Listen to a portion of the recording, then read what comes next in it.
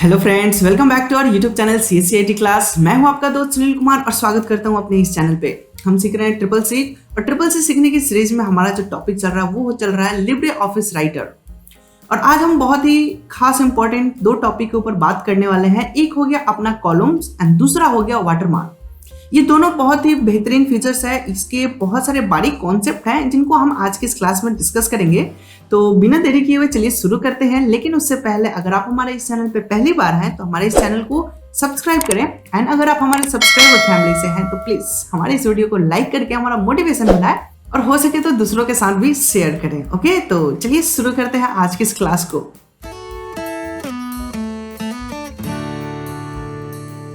So guys, तो जैसे कि मैंने बात किया था कि आज की इस क्लास में हम कॉलम्स के ऊपर बात करेंगे एंड वाटरमार्क के ऊपर बात करेंगे। तो सबसे पहले हम कॉलम्स को समझेंगे। एक्चुअली कॉलम होता क्या है, तो कॉलम को समझने के लिए मैं एक ऐसा काम करता हूँ कि मैंने एक पेपर से कटआउट लिया हुआ है, उसको मैं आपके सामने शो कर रहा हूँ। यहाँ पे आप देखेंगे कि जो कहानी है, जो मैटर है, उसको ये कॉलम वाइज कॉलम सेपरेट करके लिख रहा है। ऐसा आप अपने गेस पेपर में भी देखे होंगे और भी बहुत सारी जगह आपने इसको नोटिस किया होगा। इस तरह से कॉलम वाइज कॉलम लिखा होता है।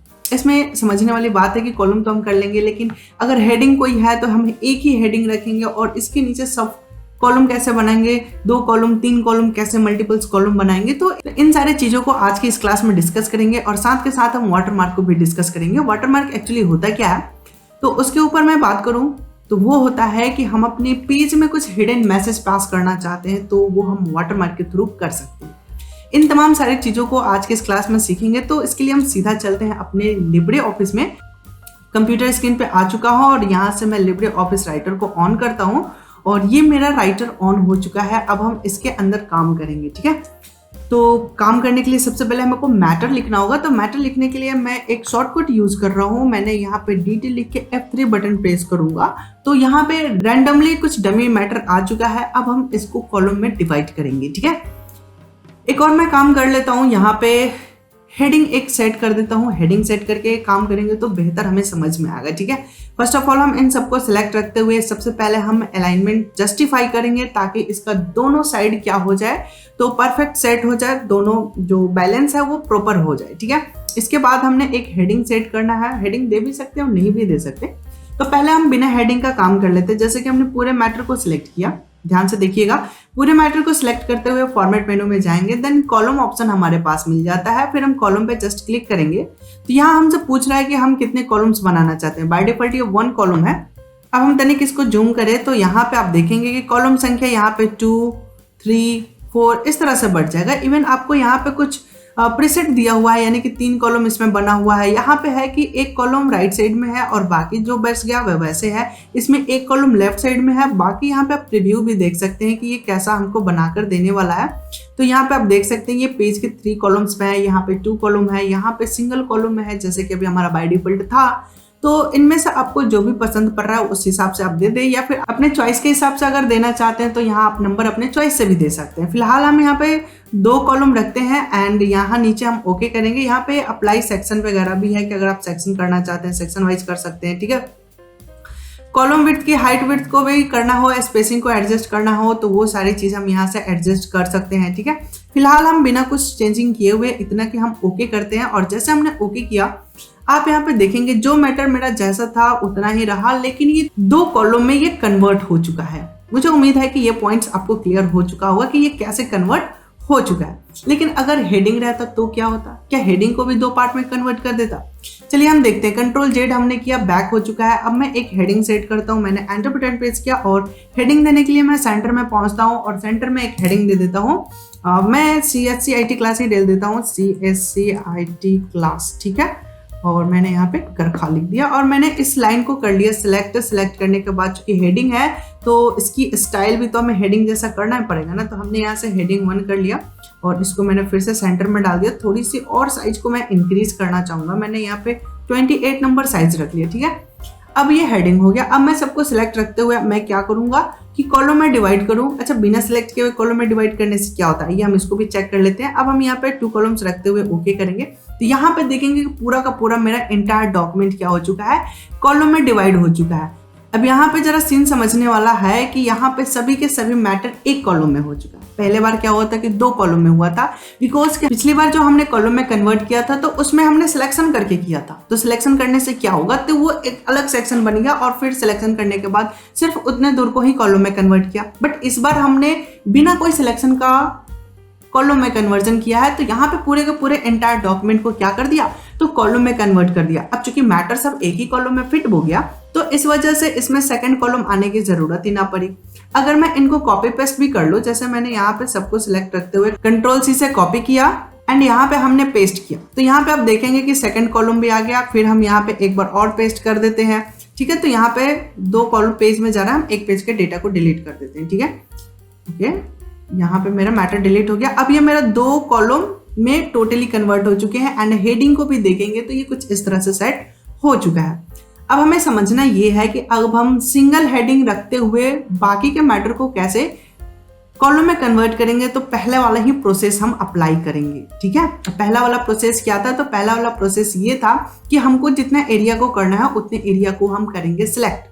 अगर हमें बीच का कोई पार्ट को कॉलम में कन्वर्ट करना तो भी हम वैसी प्रोसेस को अप्लाई करेंगे, वो इजी है। बाकी अदरवाइज आप सेक्शन में ब्रेक करके भी काम कर सकते हैं, बट इजिली है कि जितने एरिया को आपको करना है उतने एरिया को कर ले सिलेक्ट, उसके बाद आप काम को कर सकते हैं, ठीक है। फिलहाल हम इनको कॉलम 1 में कन्वर्ट करते हैं। कैसे करेंगे, तो फॉर्मेट में जाते हैं और हम यहाँ से चले जाएंगे कॉलम में जाने के बाद हम यहाँ से कॉलम 1 रखते हुए हमने ओके किया। अब आप यहाँ पे देखेंगे सभी के सभी मेरे डॉक्यूमेंट पहले जैसा कॉलम 1 में कन्वर्ट हो चुका है। अब मैं इसमें से क्या करने वाला हूं, तो बीच के कुछ पार्ट को कॉलम में कन्वर्ट करने वाला हूं। तो मैंने जितने पार्ट को कॉलम में कन्वर्ट करना है उतने पार्ट को हमने कर लिया सिलेक्ट, ठीक है। देन सिलेक्ट करने के बाद फिर से हम फॉर्मेट में जाएंगे, फॉर्मेट में जाने के बाद कॉलम में जाएंगे और हमने यहाँ से 3 कॉलम में सिलेक्ट करके ओके कर लिया। तो अब आप यहाँ पे नोटिस करेंगे ये जो मेरा पार्ट है जिसको मैंने थोड़ा बोल्ड कर लिया, ये जो मेरा पार्ट है सेक्शन है ये क्या हो चुका है, तो 3 कॉलम में कन्वर्ट हो चुका है, ठीक है। और बाकी ऊपर आप देख सकते हैं ये सिंगल कॉलम है, नीचे भी सिंगल कॉलम है, बट बीच में क्या हो चुका है, तो 3 कॉलम में कन्वर्ट हो चुका है, ठीक है। तो इस हिसाब से आपको जितना करना है वो उतना आप कर सकते हैं। अदरवाइज आप क्या कर सकते हैं कि हेडिंग को छोड़ के बाकी आप एंड तक सिलेक्ट कर ले और एंड तक सिलेक्ट करके आप क्या कर सकते हैं, सबको कॉलम में कन्वर्ट कर सकते हैं। फॉर्मेट में गए, हमने यहाँ से चेंज कर लिया, कॉलम में गए, यहाँ से हम 2 कॉलम लेके ओके करते हैं। तो आप यहाँ पे देखेंगे यहाँ पे 2 कॉलम में कन्वर्ट हो चुका है, लेकिन हेडिंग मेरा कन्वर्ट नहीं हुआ। क्यों? क्योंकि हेडिंग का अलग सेक्शन बन गया और इन दोनों का अलग सेक्शन बन गया। तो ये इस तरह से काम करता है। बाकी अब थोड़ा सा आपको एक्सपेरिमेंट करने की जरूरत है, थोड़ा सा आप एक्सपेरिमेंट करेंगे तो सारी पॉइंट्स आपको क्लियर हो जाए। मुझे उम्मीद है कि कॉलम आपको टॉपिक समझ में आ गया होगा। अगर फिर भी कोई डाउट या कंफ्यूजन रह जाता है तो आप बेझिझक कमेंट सेक्शन में हमें कमेंट करके पूछ सकते हैं। मैं आपको जो भी प्रॉब्लम होगा उसको सॉल्यूशन करने में हेल्प करूंगा। ओके सो गाइस, तो अब हम बात करेंगे वाटरमार्क को कि वाटरमार्क एक्चुअली होता है क्या है। तो यहाँ पे ये तो मान लो कि मेरा मेन मैसेज हो गया, जो भी मेरा डॉक्यूमेंट रहा है वो मेरा डॉक्यूमेंट हुआ। लेकिन अब हम क्या करना चाहते हैं, साथ में साथ हम कुछ मैसेज भी देना चाहते हैं कि हमारा कुछ मैसेज भी एडजस्ट हो जाए। इसमें मैं अपने क्लास का कुछ एक पहचान इसमें छोड़ना चाहते हैं, कुछ वाटरमार्क सेट करना चाहते हैं। तो कैसे करेंगे, तो फॉर्मेट में रहते हुए आप वाटरमार्क में जाएंगे तो ये आपसे 2-3 बातें पूछेगा। जैसे कि यहाँ पे पहली बात क्या पूछ रहा है कि टेक्स्ट क्या लिखना चाहते हैं, आप वाटरमार्क में कौन सा मैसेज दिखाना चाहते हैं। तो मैं यहाँ पे CSC लिख लेता हूँ और IT क्लास भी लिख सकता था, बट हमने शॉर्ट रख लेते हैं, समझना ही तो है। इसके बाद यहाँ पे फॉन्ट के बारे में पूछ रहा है, तो इसका बाय डिफॉल्ट फॉन्ट आ रहा है, बट हम यहाँ से फॉन्ट चेंज करके अल्जेरियन फॉन्ट ले लेते हैं। थोड़ा सा बोल्ड होता है, अच्छा लगता है। एंगल 45 डिग्री पे रखना है, ट्रांसपेरेंसी 50% है एंड कलर ग्रे कलर है। ओके, सब कुछ ठीक है। बाकी आप चेंज करना चाहते हैं तो कलर अपने मन मुताबिक यहाँ से कॉस्ट्यूम कलर में जाके कॉस्ट्यूम कलर से बना भी सकते हैं, आप एंगल भी सेट कर सकते हैं। बट फिलहाल हम इतना ओके करते हैं, देखते हैं कि क्या रिजल्ट आता है। तो जैसे मैंने ओके बटन पे क्लिक किया तो आप यहाँ पे देखेंगे कि एक हमारे डॉक्यूमेंट के पीछे बिहाइंड में आपको कुछ मैटर दिखाई दे रहा होगा, ठीक है। और यही मैटर वाटरमार्क कहलाता है, ठीक है। वाटरमार्क का मतलब क्या हुआ कि मेरा मेन मैसेज तो ऊपर दिख ही रहा है, लेकिन कुछ हाइड, कुछ हल्के कलर में बैकग्राउंड में कुछ हम मैसेज दिखाना चाहते हैं, तो उसको हम वाटरमार्क के तौर पे दे सकते हैं। इसका बहुत ज़्यादा यूज़ किया जाता है। जैसे कि आप कोई ओरिजिनल डॉक्यूमेंट देखेंगे तो उसमें जिस बोर्ड से या जिस यूनिवर्सिटी या जिस कॉलेज का होता है उसका वाटरमार्क लगा होता है, ताकि उसका एक ब्रांडिंग हो सके, एक पहचान हो सके। या फिर एक स्पेशल यूनिकली आइडेंटिफिकेशन के लिए भी इसका यूज किया जाता है कि हाँ ये जो डॉक्यूमेंट है वो किस इंस्टीट्यूट, सेंटर या कॉलेज या फिर किस संस्था से बिलोंग्स करता है या फिर किस ऑर्गेनाइजेशन से बिलोंग करता है। तो इस तरह से हम कोई भी मैटर सेट कर सकते हैं। एक बार और मैं बताना चाहूंगा, फॉर्मेट में गए हमने, फॉर्मेट में जाने के बाद हम फिर से वाटरमार्क में जाएंगे एंड वाटरमार्क में जाके हम कुछ और मैटर लिख लेते हैं। CSC के बाद हम क्या लिख लेते हैं, CSC IT क्लास में हम इसमें ऐड कर लेते हैं। हमने यहाँ पे IT क्लास हमने ऐड किया। इस बार हम कलर चेंज कर देते हैं, सपोज रेड कलर हम रखते हुए ओके करेंगे। तो आप यहाँ पे देखेंगे, मैं इसको कैंसिल कर देता हूँ, ये जो वाटरमार्क वाला है, ठीक है। तो यहाँ पे आप देखेंगे कि रेड कलर का यहाँ पे बहुत अच्छा इसमें कलर आ रहा है। मैं नीचे की तरफ दिखाऊं तो ये आप देख सकते हैं, ठीक है। अच्छा, एक और बात जो समझने वाला है वाटरमार्क से वो ये है कि इसका जो कलर है ना, जितना लाइट कलर रहे उतना बेटर होगा। अब यहाँ पे देख सकते हैं कि टेक्स्ट के पीछे तो मेरा जो वाटरमार्क है वही सबसे ज्यादा हाईलाइट कर रहा है, वही सबसे ज्यादा दिख रहा है, लेकिन उसको लाइट कलर रखना है, इतना डार्क नहीं रख सकते, वरना फिर टेक्स्ट जो मेरा मेन मैसेज है वही दिखाई नहीं देगा, वही समझ में नहीं आएगा। तो हम इसकी जो ट्रांसपेरेंसी है उसको हम बढ़ा देंगे। जैसे कि यहाँ पे 50% है तो मैं इसको 80% कर देता हूँ, देन ओके करता हूँ। इसके बाद आप लुक देखेंगे कैसा आ रहा है और ये कुछ सेकंड में ये हट जाएगा बॉक्स। सो आप यहाँ पे देखेंगे कि ये जो मेरा मैटर है वो अब लाइट कलर हो चुका है। अब ऊपर का जो टेक्स्ट है वो दिख रहा है और जो मेरा मेन जो मैसेज देना चाहते हैं वाटरमार्क के तौर पे, अब वो भी सेट हो चुका है। बाकी एंगल अपने हिसाब से सेट कर सकते हैं और इस तरह से हम वाटरमार्क का काम कर सकते हैं। अपने डॉक्यूमेंट के पीछे कुछ अपना मेन मैसेज, अपना नाम, अपने कॉलेज इंस्टीट्यूट का नाम देना चाहते हैं, सो आप दे सकते हैं। सो गाइस, तो मुझे उम्मीद है कि ये दोनों टॉपिक आपको बहुत ही बेहतरीन तरीके से समझ में आया होगा। कैसे हम कॉलम बना सकते हैं, कॉलम को कैसे कस्टमाइज कर सकते हैं, ये भी हमने समझा। एंड साथ के साथ हमने ये भी देखा कि वाटरमार्क के साथ कैसे खेल सकते हैं, वाटरमार्क हम कैसे लगा सकते हैं, कैसे कलर, साइज और फॉन्ट स्टाइल हम कैसे एडजस्ट कर सकते हैं। ये सारी पॉइंट्स को हमने इस क्लास में डिस्कस किया और मैंने पूरी की पूरी कोशिश किया आसान भाषा में और इस स्टेप में आपको समझाने का। लेकिन अगर फिर भी कोई भी समस्या, डाउट, कंफ्यूजन रह जाता है तो आप बिना किसी संकोच के आप कमेंट करें, मैं उसको क्लियर करूंगा। लेकिन हाँ, अपनी लाइफ में प्रैक्टिकल जरूर रखिएगा, इन सारी चीजों को प्रैक्टिकल में जरूर लाइए। अगर आपके पास लिब्रे ऑफिस राइटर नहीं है तो आप इजिली इंस्टॉल भी कर सकते हैं। इसका मेरे पहले वीडियो लेक्चर में आपको इंस्टॉलेशन भी मिल जाएगा।